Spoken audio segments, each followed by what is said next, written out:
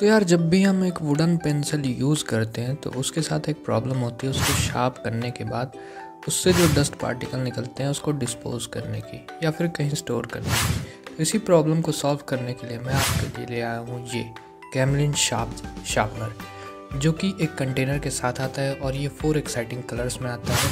इसका प्राइस है 15 रुपीज़, जो कि इसलिए मार्केट में अवेलेबल है। कुछ इस तरह का शार्पनर आपको देखने को मिल जाएगा जिसमें काफ़ी बड़ा कंटेनर है। आप इजीली इसमें शार्प कर सकते हो पेंसिल, और काफ़ी शार्प पेंसिल निकलती है। इसका मतलब ग्रेड भी काफ़ी इसका बढ़िया है। ऐसे आपका जो डस्ट है वो स्टोर हो जाएगा। इसको ओपन करने के लिए आपको हल्का सा पुश करना है और उसके बाद जो डस्ट है उसको आप बाहर फेंक सकते हो।